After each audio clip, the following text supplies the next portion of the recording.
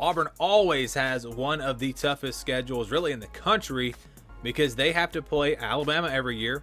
They have to play all the teams in the SEC West, and they have to play Georgia every year, who has of late been the best team in the East. I know Florida wound up winning the East last year, but most of the time Georgia, at least in recent history, has been the team out of the East that's been the best.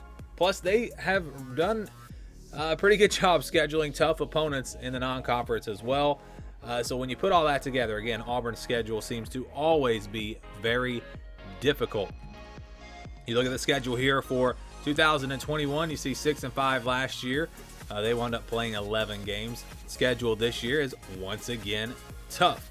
They will play Penn State in the non-conference on the road. I know Penn State was down last year, but I think that's going to be a very tough test for Auburn. New coaching staff, a lot of changes here. It's a team that is kind of tough to figure out. Honestly, we don't really know what we're going to get, but this schedule could tell us a lot about how successful they might be in 2021. So let's look at the games first that are not in the SEC West, the teams outside of their division. In the non-conference, they'll play Akron, Alabama State, Penn State on the road, and Georgia State. So outside of Penn State, they don't really have any tests there. But again, Penn State, a very tough matchup on the road outside of the SEC. And then in the East, they will play Georgia, who they play every year, of course. They'll get them at home this year. And then they'll play South Carolina on the road. Last year, they lost to South Carolina in a game that wasn't supposed to happen. It only happened because of the all-SEC schedules, the 10-game schedule. And a game that Auburn really let get away. Now they will play them again on the road. Interesting matchup there. But I think overall, when you look at the fact that they have to play Georgia every year, South Carolina is not the toughest draw to get out of the East. I think you want South Carolina this year, you want Vanderbilt, or you want Tennessee, just because I think those three teams are going to be down a little bit. So that's good news for Auburn. Get South Carolina there out of the East. Again, they did beat them last year, though, so who knows.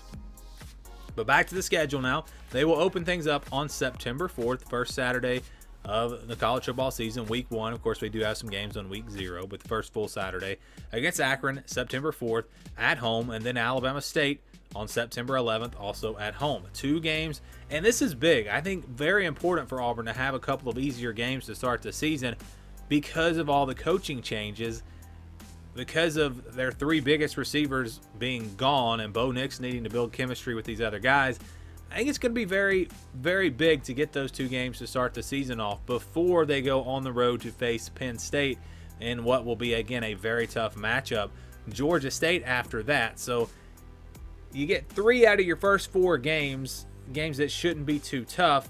Yes, Penn State is on there, but you get all these out of the way before you play an SEC opponent. And I think that works out well for Auburn before they start that SEC run, because they're not going to have to be, they're not going to be thrown in the fire week 1 against Georgia or LSU or whatever. So I think that works out. But then they go in the month of October and they will begin SEC play, and they will not begin with an easy opponent. It'll be LSU on the road October 2nd. Obviously going to be a very tough matchup there. I think they were supposed to play LSU like before Alabama last year before the schedules changed. So now it's back to earlier in the schedule, which is where they traditionally have played LSU. And then they'll play Georgia on October the 9th at home.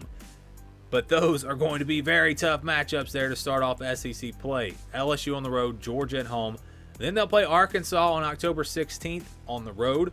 Ole Miss on October 30th, the day before Halloween, at home.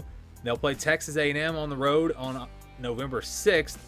And then Mississippi State, November 13th at home. And what do you notice here? If you start with really week 2 with Alabama State, home game, road game, home game, road game, home, away, home, away, home, away. South Carolina there on October, I keep saying October for some reason, November 20th. And then Alabama on November 27th, again at home. So that's the deal here with the schedule. Once you get past those first 2 games that are back-to-back home games, every single game on the schedule is the opposite of the game before as far as home and away. That's interesting, and I think that works out well. I think you want it that way. I don't think you want to have to play back-to-back road games. Of course, it's nice to have a couple of games at home in a row, but that's what they'll be doing. They'll be home, away, and that is very interesting. So again, when you look at the schedule, where is the toughest stretch. Where is the stretch that could give them the biggest problem? I think it's right away. I think it's LSU, Georgia back-to-back. I think that's going to be the toughest back-to-back games. There are plenty of tough opponents, of course, in the SEC, and they do get their bye week at an interesting time. It'll be on October 23rd between Arkansas and Ole Miss. It's interesting because it's not before a huge game. It's not before LSU or Georgia or Alabama. It's before playing Ole Miss. But Ole Miss is going to be pretty good this year, and that is going to give them an opportunity to hopefully win that game. And again, it's going to be one that's going to be tough, so maybe that little bit of an advantage could help them to beat Ole Miss. Who knows? But that LSU Georgia back-to-back is really tough. Arkansas is going to be tough this year. A&M on the road going to be tough.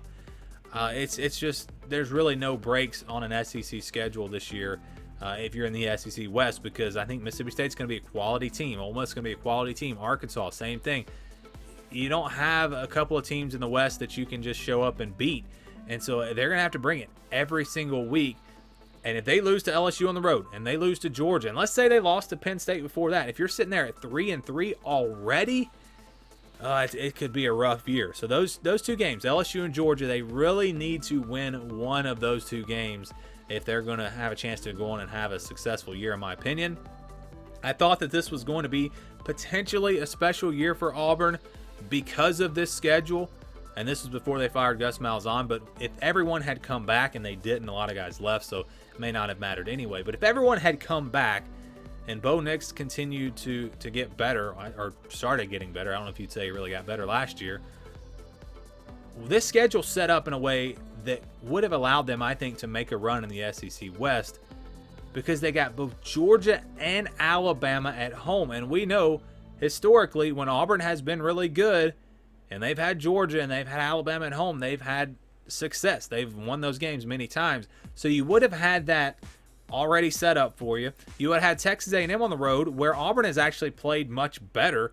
They have, I don't think they may have lost one game in College Station. I don't think they've lost at all since Texas A&M came into the SEC on the road. So you would have had that going for you, even though those trends I don't think tell the whole story, because I think home field advantage is still, you still want to play a team at home. And the rest of these games are winnable.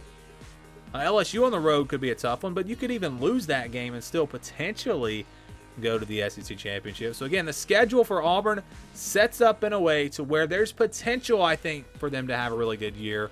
But still, it's a tough schedule, and they're going to have to bring it every single week and have some things go their way, win some big games at home. And if they can do that again, I think it could be a pretty good year for Auburn in 2021.